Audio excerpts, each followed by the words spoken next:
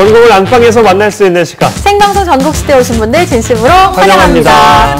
아니 오늘 아침에 하늘이 뽀얀 게 미세먼지 때문에 목이 칼칼하더라고요. 그래도 좀 오후부터 찬바람이 불면서 대기질이 좀 맑아지고 있다고 합니다. 네. 그런데 저는 이렇게 칼칼하고 목이 아플 때 겨울 제철 먹거리 챙겨 먹는 거 참 좋아하는데요. 굴 어때요? 참 좋지 않아요? 굴 사실 제가 박현 아나운서한테 비밀로 말 안 한 게 있는데요. 뭐요? 어제 저녁에 굴고기를 혼자 먹었어요. 그래요. 아니, 너무 맛있더라고요. 어찌나 굴을 톡톡한지. 먹어서 다행이네요. 아니 왜냐면요 요즘에 노로바이러스가 또 유행이라고 합니다. 맞네요. 사실 뭐 여름뿐만 아니라 겨울철에도 노로바이러스에 대한 경각심 우리가 갖고 있어야 하는데요. 네. 요즘엔 겨울에 뭐 싱싱하니까 괜찮아 하면서 날것 많이 드시는데요. 좀 노로바이러스가 유행이라고 하니까 나름직보다는 가급적이면 익혀 드시면 좋겠습니다. 네, 노로바이러스가 이게 문제가 항바이러스가 없다고 합니다. 예방이 가장 최선이라고 하니까 개인 위생 관리와 음식 좀 잘 챙겨서 드셔야 될 것 같습니다. 네, 오늘 첫 소식 한번 가보겠습니다. 남원으로 가볼 텐데요. 오늘 주인공은요, 바로 서울에서 남원으로 귀촌한 건축가라고 합니다. 어떤 삶을 살고 있을까요? 지금 만나보시죠. 더 나은 삶을 살고자 7년 전 귀촌한 서진희 씨.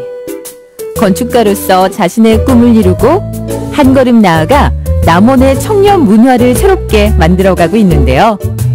남원의 문화기획자 서진희 씨를 전북에 살다에서 만나봅니다. 사람이 살아갈 공간을 설계하는 건축가 서진희 씨. 집 한켠에 자리한 그녀의 작업실은 멋진 작품이 탄생하는 공간입니다. 새로운 삶을 시작한 공간 남원.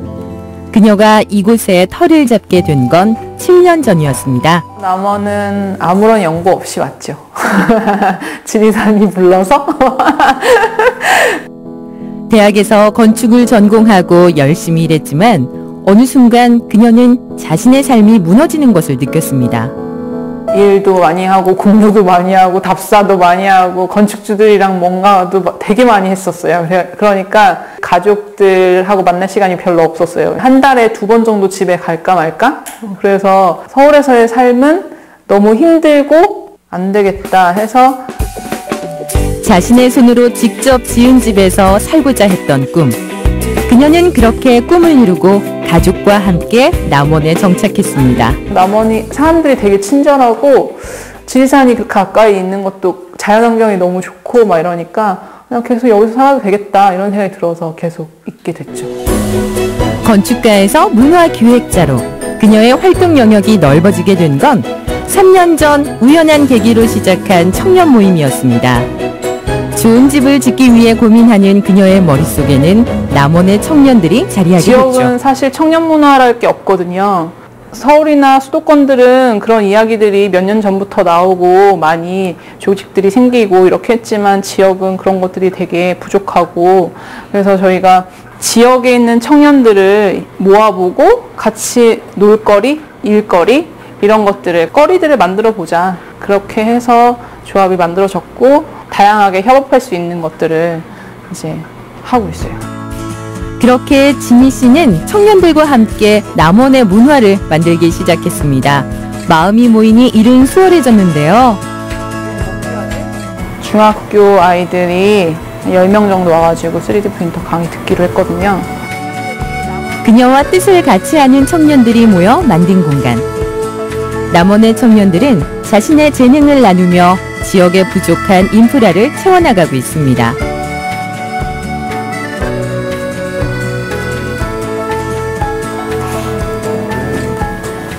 우리가 재미있을 것 같다라고 생각한 것들을 하나하나씩 얘기를 하고 그 중에서 그래 그럼 이거 당장 할 수 있지 않을까? 왜 돈을 뭐 이렇게 걷고 돈을 어디서 지원받고 하는 게 아니었기 때문에 함께 모이니 불가능해 보였던 일도 도전해 볼 만한 일이 됐는데요. 남원철도 999 맛집 지도는 재미있는 일을 시도한 청년들이 이뤄낸 성과물입니다.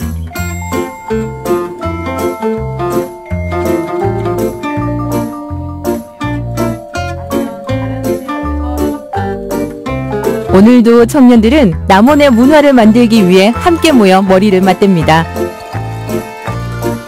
청년들이 모여서 커뮤니티를 만들고 같이 놀 수 있는 환경을 만드는 데 있어서 굉장히 즐거울 거라는 생각이 들어서 제 자신의 성격도 많이 변하는 걸 느꼈고 어떤 지역의 발전이나 이런 거에 제가 참여를 하고 있다는데 뜻깊은 일이라고 생각하면서 지내고 있습니다. 추운 날씨에 아랑곳하지 않고 그녀의 하루는 바쁘게 흘러갑니다. 이 책이 나와서요. 책 갖다 드리러 가는 길이에요. 안녕하세요. 네네. 2년간 남원 구도심을 누비며 사람들을 만나 완성한 책. 발품을 팔아가며 작업한 남원 구도심의 기록은 그녀의 애정이 담뿍 담겨있는 결과물입니다.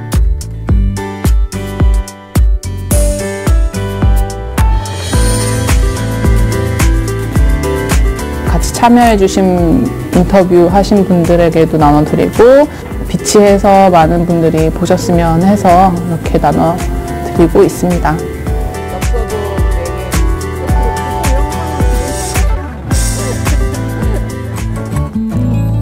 겨울해는 금세 저물지만 그녀의 하루는 끝날 줄 모릅니다.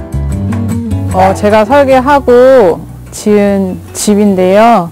이제 추워져가지고 문제는 없는지도 보고 한 사람의 삶에 가장 적합한 공간을 설계하는 서진희 씨. 조금 느리더라도 자신이 세운 삶의 궤적에 맞춰 묵묵히 그 길을 걸어갑니다. 저희가 이 집을 지으면서 어떤 의미가 있는지부터 얘기를 시작해서 설계를 변경해서 지금 여기 집까지 온 거거든요. 그래서 삶의 만족도가 엄청 높죠. 낮에는 건축가와 문화기획자로 퇴근 후엔 두 아이의 엄마로 살아가는 서진희 씨. 남원에 온 지 7년 차. 그녀가 생각하는 귀촌의 삶은 어떤 모습일까요? 그냥 여유를 찾는 것 같아요. 워라밸이라고 얘기를 하기도 하고 적게 벌어도 적게 쓰는 걸로 만족하면서 살 수 있는 곳? 그래서 시골살이를 만족하시는 분들이 있으니까 그런 것들을 보면서 또 청년들이 아니면 귀농귀촌을 꿈꾸시는 분들이 많이 있는 게 아닐까.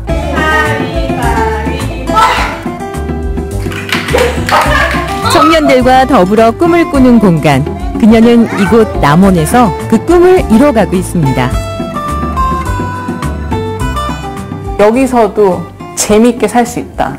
즐거운 일을 할 수 있다라는 것들을 계속 보여주려고 하고 있는 것 같고 그게 저의 전문성에 맞아 떨어지는 부분에서 더 재밌을 것 같아요 하면 또 저의 커리어가 되기도 하고 지역만이 가지고 있는 특징들을 잘 연구해보고 내 전문적인 일들도 해나가고 성공적으로 해나가는 모습들을 보여주면 서울로만 도시로만 사람들이 몰리지는 않지 않을까. 지역으로도 좀 퍼지고 이 사람들한테도 좀 퍼지고 원래 살고 있던 사람들한테도 좀 퍼지고 퍼졌으면 좋겠어요.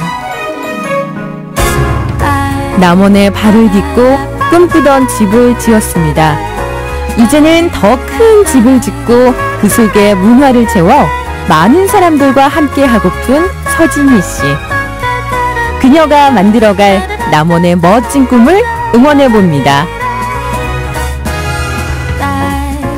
누구나 내가 원하는 집을 짓고 뭐 함께 그 집에서 사랑하는 사람들과 살고 싶다 이런 꿈 꿔봤잖아요. 근데 네. 진희 씨는 그 꿈을 또 이룬 거잖아요. 그렇죠. 참 멋지고 부럽습니다. 네, 이렇게 뭐 꿈도 이루고요. 또 한편으로는 이게 청년들과 같이 뭔가를 해나가는 남원 문화 선구자 이런 또 생각이 들었었는데요. 정말 대단하신 것 같아요. 그러니까요. 이 청년문화협동조합에서는 매달 첫째 주 금요일에요. 같이 놀자 프로젝트를 진행한다고 합니다. SNS에서 검색하셔서 함께 또 하실 수 있다고 하니까 살펴보시면 좋겠네요. 네, 드리는 분들 같이 한번 참여해봤으면 좋겠습니다.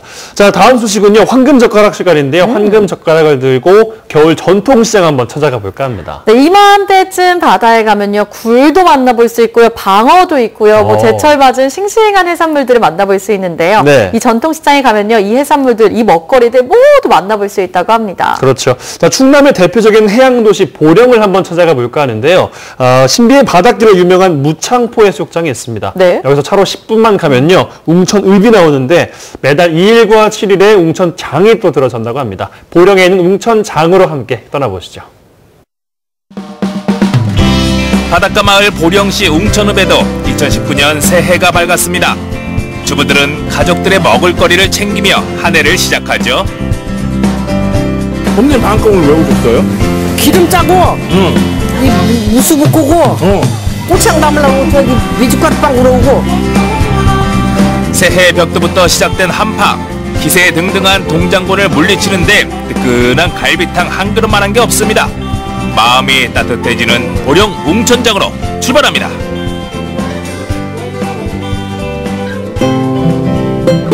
무창포 해수욕장에서 차로 10분이면 도착하는 보령 웅천읍. 이곳에는 2일과 7일마다 5일장이 섭니다.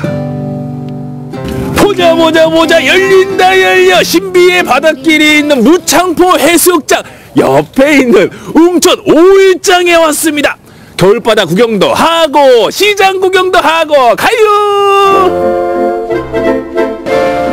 무창포를 찾는 사람들이 많아지면서 웅천장은 상설시장이 됐습니다. 그래도 5일장이 서는 날이면 상인들도 많고 좌판에 나온 물건들도 더 많아 시끌벅적한 장터 분위기가 느껴집니다. 야, 이 팀이 나는 이렇게 추운 겨울날에도 장날이니까 사람들이 많이 나오시네요. 네, 그렇습니다. 맞고요. 우리 웅천 전통시장은 1928년 10월에 구장터라는 동네가 있습니다. 현재 지리상으로는 대천리고요. 그때 이전을 해서 현재까지 이르게 됐습니다. 웅천장은 지척에 바다가 있어 수산물을 파는 어물전이 많은데요. 겨울바람에 말린 반건조 생선들이 손님들을 기다립니다. 장사하신 지 얼마 되셨어요? 40년 됐어요. 40년이나? 네. 야, 그럼 거의 뭐 터줏대감님이시네. 그러니까 알을 건 다 알아요. 예전에는 이 장터의 모습이 어땠대요? 예전에는요, 여기 다닐 데도 없었어요. 사람이 너무 많아서. 오. 지금은 이제 할머니들이 돌아가시고 하니까 인구가 줄어들었어요. 봄 되면 뭐 이것저것 다 들어오겠어요? 예, 봄에는 도다리도 들어오고 서대도 들어오고 다 들어와요. 서해안서. 소라 같은 것도 다 서해안서 잡는 거예요. 예. 잡수고 싶은 사람들은 다 서해안 거 잡수시려고 이 서해안으로 다 오시는 거예요. 크고 작은 좌판 사이로 굴을 파는 할머니 한 분이 눈에 들어왔는데요. 이른 새벽 직접 굴을 따고 찬물에 손질까지 하셨다고 합니다. 이 굴을 팔아 용돈을 버시는 거죠. 굴 한 접시에 할머니의 수고가 가득 담겨 있습니다. 이 굴은 언제 다 따신 거예요? 어제 따갖고. 어제? 네. 야, 이 추운 날 바닷가 가서 다 직접 따신 거예요? 따갖고 그저께 따갖고 어제 그저께 까갖고 어제가 시쳐갖고 어제 툭툭 한 거예요. 며칠에 한 번씩? 날마다 댕겨야죠. 우리 엄니가 이틀 전 무창포 바닷가에서 따오신 싱싱한 생굴 사세요.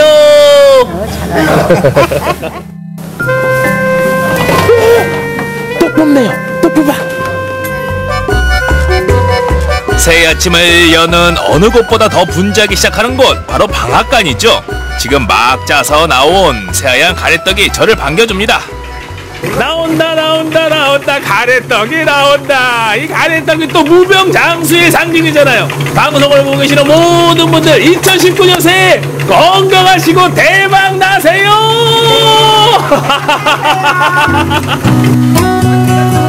방금 뽑아낸 가래떡은 차가운 물에서 식힌 뒤 한 상자씩 배송이 되는데요.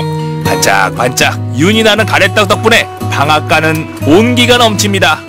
네, 떡 하시고 기름 짜시고 우리 집에 커피 먹으러도 그냥 오시고 그냥 마음의 정으로 여기가 그냥 동네 사랑방이네요. 네, 그렇죠. 우린 사랑방이에요. 우리 집에 참새 방앗간, 그냥 지나갈 수 없는 방앗간. 아무 때나 들러 안부를 묻고 때로는 만남의 장소가 되어주는 방앗간. 아이고, 언니들 많이 계신데 갓 나온 떡까지 왔어요. 떡 좀 한번 자셔봐요. 떡 좀. 네, 지금 뽑은 떡이에요. 지금. 네, 감사합니다. 지금 뽑은 떡. 막 쪄낸 가래떡을 아주머니들과 나눠 먹으니 더 맛있는데요. 덕분에 웃음꽃, 이야기꽃이 활짝 핍니다. 언니 방앗간을 왜 오셨어요? 기름 짜고, 이 무수 붓고, 꼬치향 담으려고 저기 미숫가루빵 우러오고. 그런데 안 빵고 뒷빵고 해야지. 오늘 할 게 많네요. 내일 눈 온다 해서 오늘 왔어요. 아, 눈 오기 전에 다 마무리 지어야 되니까. 네. 장날님 이렇게 자주 나오셔요? 잘 와요. 방앗간이 아주머니들의 사랑방이라면 호떡 포장마차는 남자들의 참새방앗간입니다. 웅천장이 계속 번성하기를 주민들 모두 한마음으로 바라고 있죠. 뭐 인구가 좀 많이 감소되고 그런 차원에서 우리 재래시장이 좀 쇠퇴해서 가는데 그걸 막기 위해서 우리 보령시에서는 전통시장에 많은 그 지원을 통해서 전통시장을 활성화시키도록 많은 노력을 하고 있습니다. 읍에서 또 시에서 많은 협조를 해서 이렇게 현대화 사업을 이루고 왔습니다. 앞으로 웅천이 발전할 것으로 기대됩니다. 이번엔 웅천장의 소문난 맛집을 찾아 고고! 야, 역시 장터에는 그리고 또 추운 겨울날에는 뜨끈한 국밥이 최고죠. 오, 사람이 정말 많은데요.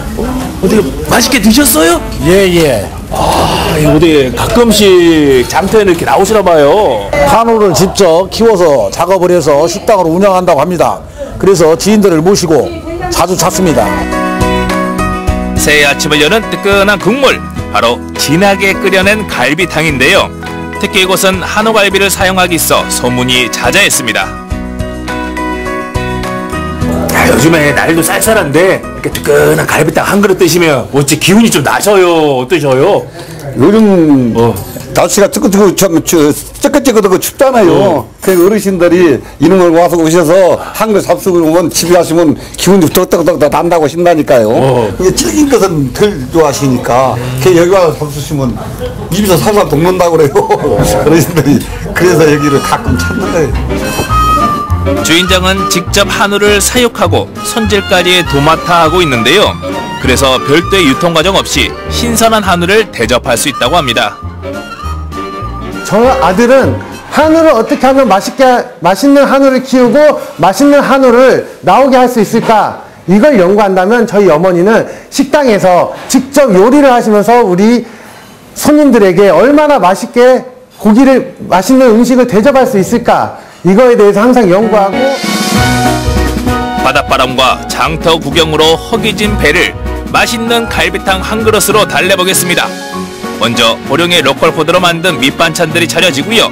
그 다음 오늘의 주인공 위풍당당 한우 갈비탕이 등장합니다. 야, 소고기의 꽃, 고급스러움의 상징을 하는 갈비탕이 나왔습니다. 와, 그냥 갈비탕이 아니고요. 안에 보면 대추도 들었고 인삼도 들었고 영양 갈비탕이고요. 나온 밑반찬도 역시 깍두기와 김치 기본으로 있고 바닷가 마을답게 굴과 그다음에 낙지젓, 홍어까지 함께 테이블에 세팅이 됐습니다. 이 향. 맑고 진하게 끓여낸 국물에 인삼과 대추가 향을 더하니 갈비탕이 더 먹음직스럽습니다. 한우갈비는 일단 길이가 좀 짧고 고기와 뼈의 빛깔이 어둡지 않은 것이 특징이라고 합니다. 진하게 우려낸 갈비탕 한 모금에 얼었던 몸과 마음이 눈넉덕 풀어지고 고기와 뼈가 아름답게 이별하는 이 순간 입안에 행복이 찾아옵니다. 갈비탕은 예전 어릴 때에도 잔칫날, 특히 결혼식 피로 현장에서 많이 먹었잖아요. 먹으면서도 행복한 기분이 들고요. 특히 이 집은 직접 키운 소를 손질해서 푹 끓인 갈비탕이니까 왠지 대접받는 느낌. 오늘 웅천 5일장에 와서 몸도 마음도 든든하게 채우고 갑니다. 새해 아침 겨울바다도 보고 푸근한 인심도 느꼈던 보령 웅천장. 오래오래 보령을 대표하는 5일장으로 남아 사람들에게 넉넉함을 선물해주길 바라는 마음입니다. 저는 설레고 반가운 이 마음 그대로 다음 장에서 또 만나요. 세상에 오직 한 사람.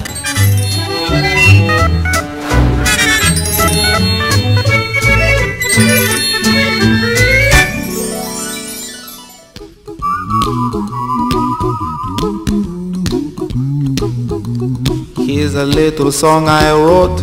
You might want to sing it note for note. Don't worry. Be happy. 생방송 전국시대 함께하고 계신 지금 시각 오후 6시 34분 지나고 있습니다. 아름다운 여수 밤바다 함께 보고 계시는데요. 오늘은 오후부터 찬바람이 불기 시작했습니다. 먼지가 남아하고 있는데요. 그렇기 때문에 수도권에 비해 여전히 우리 지역은 공기질이 좋지 못합니다. 하지만 밤새 먼지가 빠져나가면서 내일은 미세먼지 농도 좋음에서 보통 단계가 예상됩니다. 내일 아침 우리 지역은 영하 4도에서 5도로 출발하겠습니다. 갑자기 추워지는데요. 감기 걸리지 않도록 체온 조절 잘 해주셔야겠습니다. Don't worry, be happy. Don't worry, be happy. Ain't got no place to lay your. 네, 요즘같이 추운 겨울에는요, 그 따뜻한 뭔가 한 그릇이 참 생각이 나는데 뭔가요? 그 중에서도 팥죽이 그렇게 당기더라고요. 전 팥죽도 좋고요. 팥칼국수도 좋고요. 그 뜨끈뜨끈한 팥에 떠있는 이 새알 먹는 맛도 좀 좋잖아요. 맞습니다. 근데 팥이 이게 참 팔방미인이라는 별명이 붙어 있더라고요. 이게 쓰임새도 참 많고요. 그 안에 담겨 있는 속설도 참 많다고 하는데요. 팥 이야기 지금 만나보시죠. 똑주부가 알려드리는 생활정보 노하우 궁금한 거 이슈.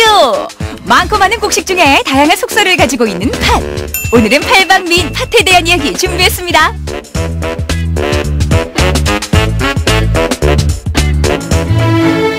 소두, 적소두라 불리는 콩의 사촌 팥. 스트레스 받는 현대인들에게 가장 좋은 식재료로 꼽히는데요. 다양한 토속적 믿음부터 풍부한 영양까지 말도 많고 설도 많은 팥입니다. 팥은 한의학에서 적소두라는 약재로 동의보감에 성질이 차지도 따뜻하지도 않고 맛이 달면서 시고 독이 없는 작물로 소개되어 있습니다. 소변이 잘 나오게 하고 혈액순환을 촉진하며 고름을 빼내고 해독하는 작용을 합니다. 황금 돼지해 거기다 쌍둥이라 그런가 먹고 싶은 게 2배로 많아져가지고 오늘은 그냥 단팥이 콱 들어찬 찐빵에다가 붕어빵, 잉어빵, 양갱에 오늘은 엄마가 끓여준 그냥 단팥죽을 한 사발 착 들이키면 좋겠는데 아이 지금 이 복중에 태아가 있는데 거기다가 팥죽을 들이키겠다고 아이고 큰일 날 소리 하고 있네. 이놈의 집집애가 그냥 못하는 소리가 없어. 큰일 나는겨. 암만 임신 중 팥 음식 괜찮을까요? 팥에는 엽산 함량이 쌀보다 거의 100배 이상 있기 때문에 엽산 함량 같은 경우에는 전체적으로 태아의 출산에 있어서 도움을 주는 성분이라 이 부분은 속설이 좀 아닌 거라고 생각이 되고 오히려 이런 속설보다는 팥을 많이 복용을 하게 되면 그만큼 신경계, 태아의 신경계 형성이나 이런 부분에 도움을 줘가지고 결과적으로는 태아가 잘 자라는 데 도움을 준다고 생각이 됩니다. 황금돼지의 출발과 함께 다이어트 계획 다들 세우셨죠? 이때 마시면 도움이 된다 해서 많이들 복용하는 물이 있습니다. 땀난다 땀나. 이럴 때 팥물을 들이키는 거죠. 아우 시원하다. 야 원장님 팥물 마시면 살이 그냥 쫙쫙 빠지는 거 맞지요? 과연 맞을까요? 체내 수분이 정체되어 있어서 체지방이 축적된 분들에게 다이어트에 도움이 될 수 있고 다만 조심해줘야 될 점은 칼륨 함량이 이제 어느 정도 있기 때문에 신장 질환이 있으신 분들은 자칫 고칼륨 혈증이 될 수 있어서 복용하시는데 조금 주의해 주셔야 됩니다. 아이고 내 직장만 다니고 내 주막을 이렇게 장만하는구나. 신장계약입니다. 비나이다 비나이다. 모쪼록 그냥 손님들이 바글바글 들끓도록 해주시고 이 아끼란 아끼는 모두 다 내쫓아 주십시오. 비나이다 비나이다. 보자 어디에 자리를 잡을까. 이게 뭐야. 아마 아따 이게 뭐야. 선생님, 저는 왜 이렇게 팥이 무서운 거래요? 네? 어머! 붉은 팥이 왜 액막이가 됐는지 그 유래를 알아봤습니다. 그 형초 세시기에 중국 요순 시대에 그 공공씨라는 사람이 있었는데 아들이 있었어요. 그 아들이 동짓날 죽어서 역귀가 됐습니다.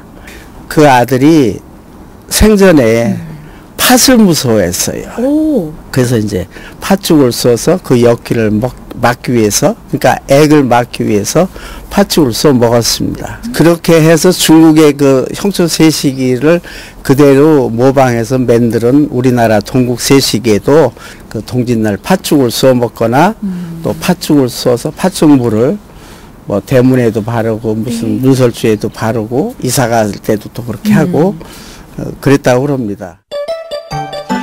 팥하면 가장 친숙한 음식이 팥죽 아니겠어요? 대전 중리동에 작지만 진한 팥죽 맛을 선보이는 곳이 있다고 해서 찾아가 봤는데요. 맛있는 팥죽 앞에 남녀노소 구분이 없습니다. 한번 먹으면 속이 너무 따뜻해지고 뭔가 힘이 생기는 것 같아요. 붕어빵도 팥 안 먹고 슈크림만 먹고 호빵도 피자 호빵만 먹는데 너무 맛있어서 이거는 자주 와서 먹게 되는 맛이에요. 전라도식 팥죽 맛의 기본 바로 알이 고운 국산 팥입니다. 아우 세상에 그냥 팥 이는 소리가 어쩌면 악기처럼 차르르르르 소리가 나는 게 아니 반들반들 깨끗하기도 해요.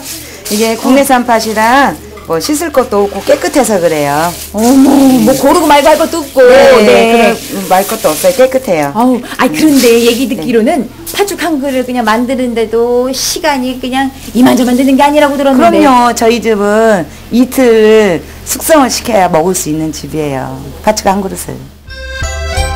밀가루 반죽을 숙성시키는 건 봤어도 팥을 숙성시키는 건 못 들어봤는데요. 팥 삶은 찬물은 떫은 맛이 날 수 있기 때문에 반드시 버리고요. 이렇게 압력솥에 한 번 더 끓여서 이틀 숙성을 시키면 떫은 맛도 없고 맛이 더 풍부해진다고 하네요. 이거를 한번 끓여서 숙성을 시켜요. 그리고 이거를 이제 갈아서 앙금을 만들어 가지고 그래야 떡지도 않고 생목도 안 올라오고 그리고 팥 향도 더 풍부하고 그래 더 맛있어요. 숙성시켜 잘 삶아진 팥을 앙금으로 만들어주는데요. 팥죽에 들어가는 실과 바늘이 바로 새알심이죠. 반죽이 익을 때쯤 찹쌀가루를 넣고 팥 앙금을 넣어 눌지 않도록 계속 저어주면서 푹푹 끓여줍니다. 이런 공력을 손님들이 아는 거겠죠. 몇천 원의 정성 가득 담은 팥죽과 팥칼국수. 겉절이를 올려 먹으면 아우 든든합니다. 팥이 구수하고 다른 데서 이렇게 먹으면 좀 생목이 오르는데 여긴 그런 게 없어요.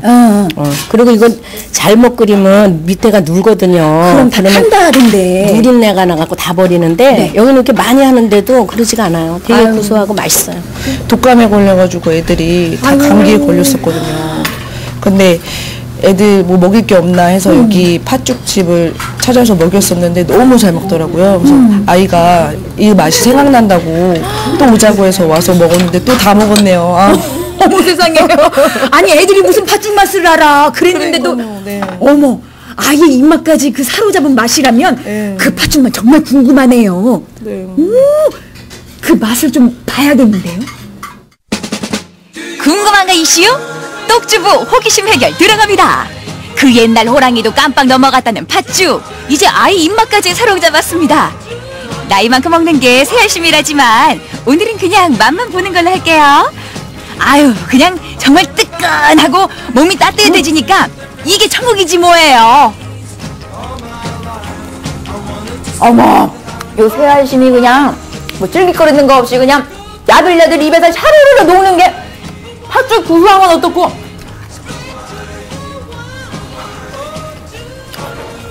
아우 뜨끈해. 뜨끈하니까 살 것 같네. 그냥 걸쭉하니 든든한 기운까지 말이 뭐예요. 소박하지만 정겨운 고향의 맛. 그 온기가 온몸으로 전해집니다. 다용도 팔방미인 팥. 이번에는요 실생활에 필요한 소품도 만들어 볼게요. 재료는 간단합니다. 팥과 단추 그리고 양말인데요. 뭘 만드는 걸까요? 그냥 수북하게 한 소쿠리 담아놨어요. 그런데 여기 뭐 가스레인지도 하나 없고 요리도 아니고 도대체 뭘 만드신다는 거예요? 팥은 먹는 것도 좋지만 열 전도성이 높아서 천연 핫팩으로 사용하시면 아주 좋아요. 그래서 이렇게 준비해 봤습니다. 같이 만들어 볼까요? 먼저 양말을 뒤집어서 수성팬을 이용해 선을 그어주고 박음질을 하는데요. 팥이 빠지지 않도록 촘촘히 땀을 뜹니다. 또 시접을 1cm 남겨놓고 이렇게 주머니 모양으로 다시 바느질을 해줍니다. 일반 핫팩은 대부분 안에 철가루가 들어있어서 발열 효과는 좋지만 안전에는 취약할 수밖에 없거든요. 하지만 요 팥 핫팩은 이상무입니다. 이제 여기다가 눈하고 코 달아주시면 돼요. 기해, 연, 돼지, 해. 귀여운 돼지 모양 팥 핫팩 완성. 요 상태로 말이죠. 전자레인지에 3분 정도 돌려주면 되는데요. 엄마의 마음과 정성을 고스란히 담고 있는 핫팩입니다. 어떠세요? 만들기도 참 쉽죠? 어머 따끈따끈해. 어머 세상에 이게 웬일이야. 그냥 콕 쥐고 있고 싶을 정도로. 전자레인지에 3분 정도 돌렸을 때 30분 이상 지속됩니다. 그럼 뭐 오래는 아니더라도 출퇴근할 때 뭐 아이들 학교 데려다 주고 할 때도 그냥 따끈한 정도. 집에 올 때까지는 따뜻하다. 오 세상에. 자, 이번엔 아기들을 위한 간단한 목베개 한번 만들어 볼까요? 열이 많은 아이들에겐 팥이 좋은데요. 발목 부분은 잘라내고 팥을 충분하게 넣어서 아까 만들었던 돼지 모양 인형을 붙여주면 간단하게 목베개 완성입니다. 정말 두루두루 궁합이 잘 맞는 곡식이죠. 팥은 성질이 차기 때문에 머리 열을 식혀줘서 베개로 만들면 아주 좋습니다. 어머 이렇게 머리를 대고 있어도 아주 편안하게 잠이 솔솔 올 것 같은데 정말 팥하다면 모든 게 되지. 탈방미인 팥 하나면 정말 모든 게 됩니다. 믿거나 말거나 팥의 속살부터 든든한 먹거리와 생활소품까지 만능으로 활용 가능한 팥. 오늘 저녁 뜨끈하고 든든한 팥죽 한 그릇 어떠세요? 배가 꼬르륵 넘칩니다. 팥죽 한 그릇 참 좋죠. 네. 저는 팥칼국수도 딱 먹고 싶고요. 아니 사실 팥하면 저는 사실 팥죽 이 정도만 생각했는데 보니까 팥물도 있고요. 또 팥을 활용한 그거 보셨어요? 손난로 이거 괜찮은데요? 손난로. 그러니까요. 아니 보니까는 이게 30분 정도가 지속이 된다고 하면은 일반 핫팩이랑 비교해도 전혀 문제가 없을 정도로. 없어요. 그러니까요. 거기다 저도 일반 핫팩 많이 쓰는데 계속 쓰다 보면은 뭐 이렇게 쇳가루처럼 검은 게 나오더라고요. 까매지고요. 네, 그래서 맞아요. 건강에 좀 안 좋은 거 아니야 이런 걱정 많이 했었는데 양말을 딱 써가지고 우리 아이들에게 선물해주면 우리 아이들 참 좋아할 것 같고요. 그러니까요. 팥을 활용한 그 베개도 보셨죠. 이게 또 찬 성분이 있어서 베개 해도 참 좋다고 하니까 이것도 괜찮은 것 같습니다. 네, 맞습니다. 자, 보니까 팥 겨울과 굉장히 잘 어울린다 또 생각이 들었었는데요. 팥과 함께 좀 겨울 따뜻하게 보내보시기 바라겠습니다.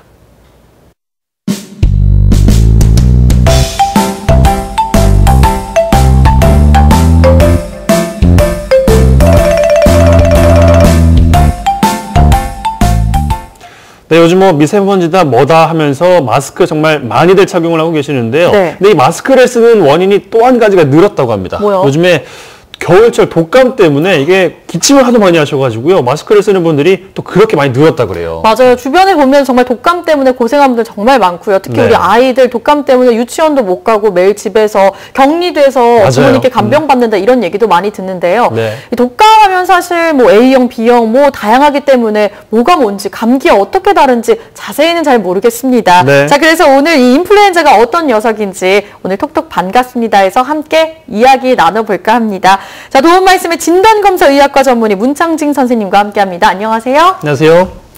선생님, 제가 이제 선생님 소개할 때 진단검사의학과 전문의 이렇게 말을 했는데 사실 좀 생소합니다. 처음 들어봐요. 네, 어떤 일을 하는 분야인지 먼저 여쭤봐도 될까요? 예, 진단검사의학과에서는 환자들을 직접 보는 일은 드물기 때문에 네. 일반인들은 생소하실 텐데요. 네. 병원에 오시면 피검사, 소변검사 하시잖아요. 네. 그런 검사들로 이루어지는 모든 검사가 정확하게 이루어질 수 있도록 관리 감독하는 일을 저희 과에서 하고 있습니다. 아, 그렇군요. 네. 우리 이제 독감 이야기를 하면은 인플루엔자라는 그 단어가 굉장히 많이 쓰이는데요. 인플루엔자, 이 독감이 인플루엔자인지 뭐 정확히 인플루엔자가 뭐냐 궁금해하시는 분들도 참 많은데 도대체 뭡니까 인플루엔자? 흔히 독감이라고 말씀을 하시는데 인플루엔자 바이러스에 의해서 걸리는 호흡기 질환입니다. 일반적인 감기하고 증상이 비슷하게 오기도 하지만은 네. 뭐 특징적으로 가장 큰 차이점은 38도 이상의 고열이 갑작스럽게 발생한다는 점이 다릅니다. 네, 그리고 갑작스러운 고열. 65세 이상 유아, 임산부, 심장이나 폐가 안 좋으신 분들은 폐렴 같은 합병증이 발생할 위험성이 높습니다. 38도 이상의 고열이 갑자기 발생했을 때는 좀 의심해 볼 수 있는 그런 좀 질병인 것 같습니다.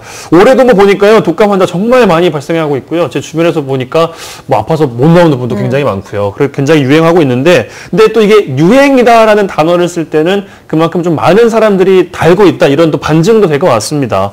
이게 환자가 얼마나 많이 발생해야지 유행이다라는 단어가 붙는지 그 기준이 있는지도 좀 궁금하더라고요. 예, 유행이라고 말을 할 때는 일주일마다 끊어서 외래 환자 1000명당 인플루엔자 의심 환자가 몇 명이 오는지를 감시합니다. 과거 3년간의 환자 수를 집계해서 그 해에 인플루엔자 유행 기준을 결정하게 되는데 올 겨울 유행 기준은 6.3명이었고요.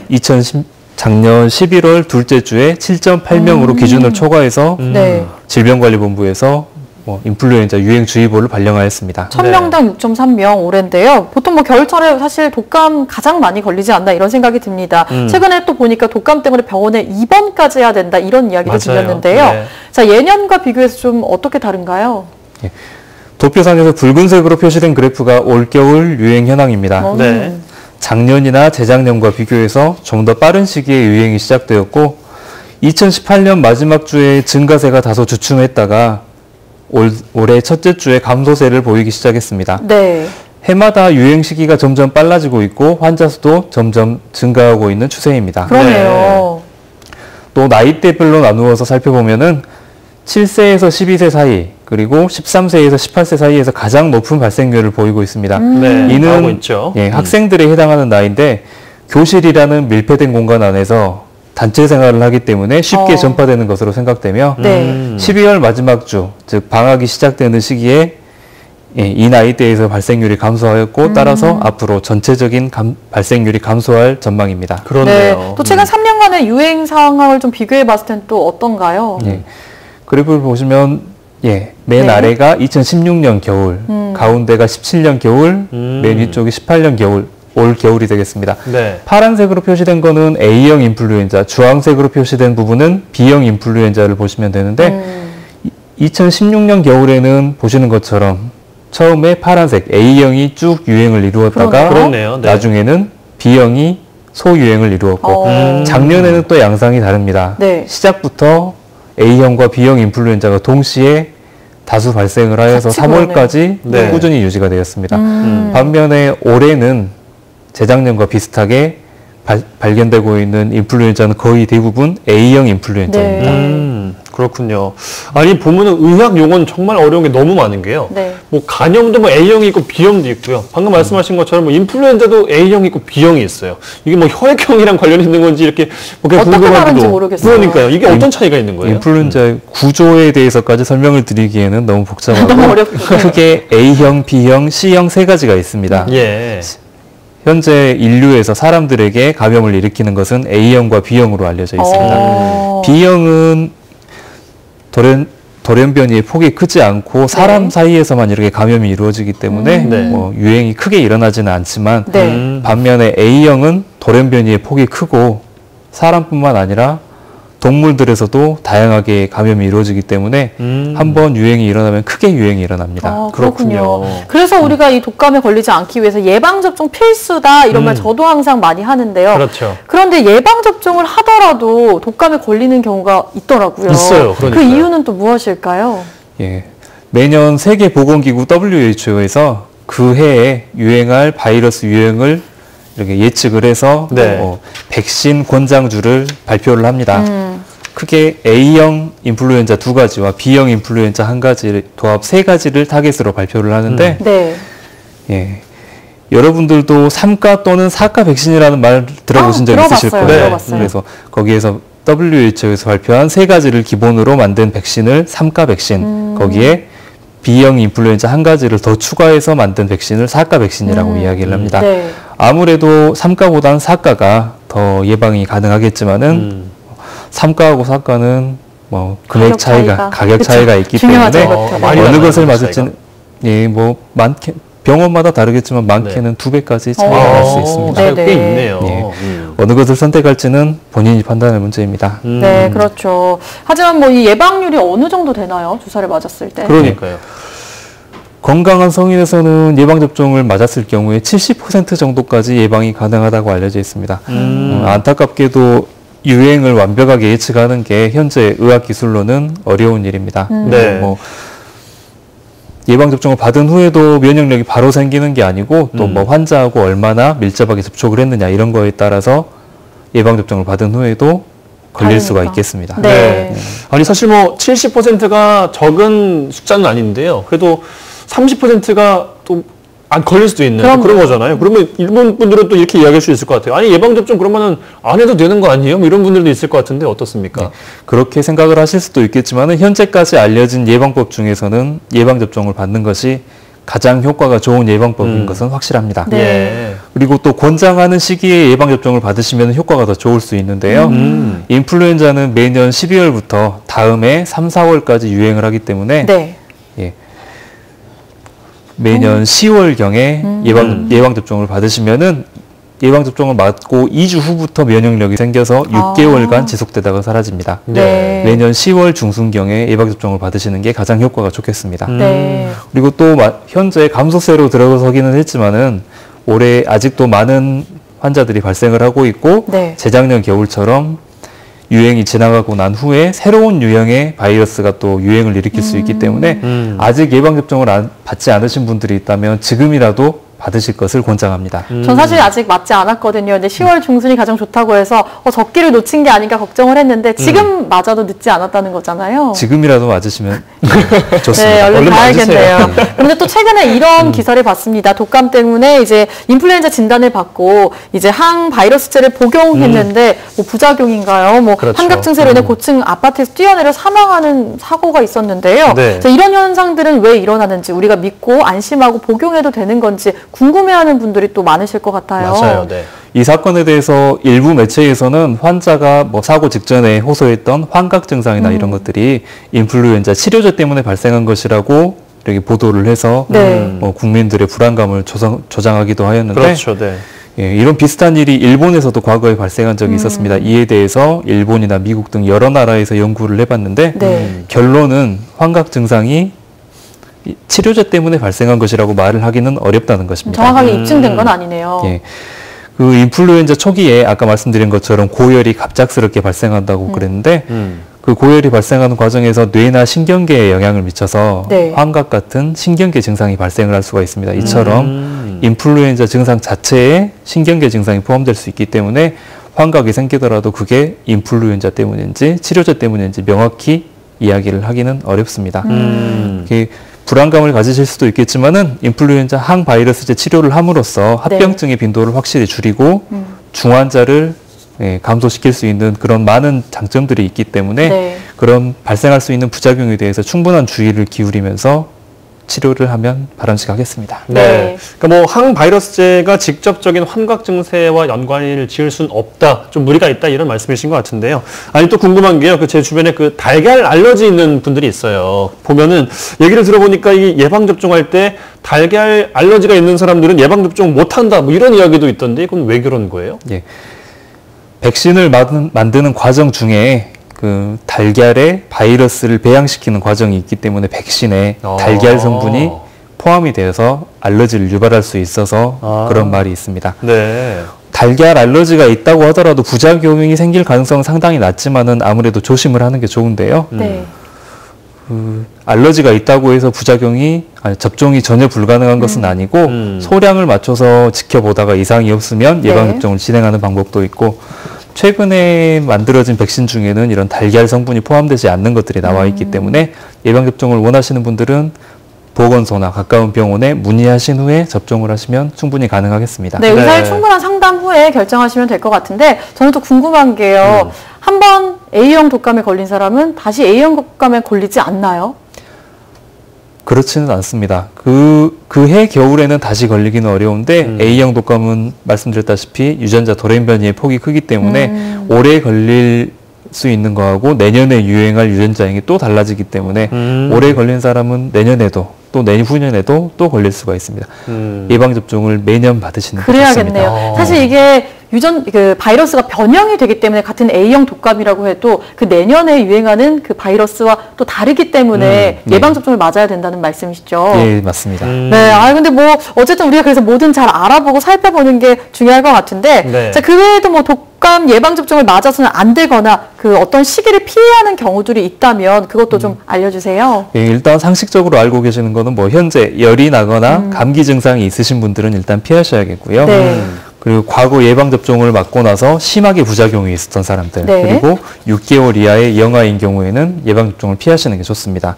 그리고 임산부나 수유부는 이에 대해서 안정성이 아직 확립되지 않았기 때문에 꼭 필요한 경우가 아니면은 굳이 접종을 하지는 않습니다. 이런 금기 사항에 해당되지 않는다면 가능한 모든 사람이 예방접종을 받는 것이 좋습니다. 네, 그리고 또 한 가지 더 궁금한 게 있습니다. 보니까 예방접종을 맞았는데 그 맞고 나서 더 아팠다 하는 분들도 있거든요. 이건 왜 그런 걸까요? 예, 그 백신을 만드는 과정에서 예, 이제 사백신, 생백신 뭐 그런 이야기까지를 해야 되는데 약하게 만들어서 넣은 거기 때문에 약간의 증상은 발생을 할 수가 있습니다. 그런 것들이 약한 증상을 겪고 나서 거기에 대해서 면역력을 가지기 때문에 실제로 나중에 바이러스가 들어오더라도 심한 증상을 유발하지 않도록 만들어주는 겁니다. 그러니까 몸이 조금씩 몸에 이렇게 조금 약한 바이러스를 넣어서 몸이 좀 면역력을 쌓을 수 있도록 도운다는 말씀이시죠? 예, 그렇게 이해하시면 맞겠습니다. 그럼 조금 아파도 괜찮다라고 생각을 해야 되는 건가요?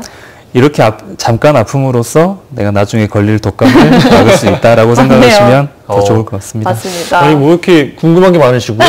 독감 한번 알아보시는 환자처럼. 주변에 너무 많더라고요. 아픈 분들이. 맞습니다. 근데 이게 모두를 이렇게 귀찮게 하는 인플루엔자 독감 예방하는 게 가장 중요할 것 같은데 예방은 하려면 어떻게 해야 됩니까? 예, 말씀드린 것처럼 가장 확실한 방법은 예방접종을 받는 것이고 그 외에도 뭐 손을 비누로 자주 씻는 습관, 그리고 기침이나 재채기를 할 때는 휴지나 옷소매로 이렇게 코나 입을 가리고 하는 기침 예절이라고 하죠. 이런 것들이 도움이 될 수가 있겠고, 그리고 본인이 만약 독감 증상이 있다거나 사람이 많은 곳에 가야 할 경우에는 마스크를 반드시 착용하는 게 도움이 되겠습니다. 맞습니다. 자, 끝으로 이제 진단검사의학과 전문의로서 시청자분들께 하고 싶은 이야기가 있다면 또 전해주세요. 예, 진단검사의학과 전문의로서라기보다는 감염 관리를 하면서 경험하게 되는 건데 거의 향상이라고 해도 좋을 정도로 결론은 한 가지입니다.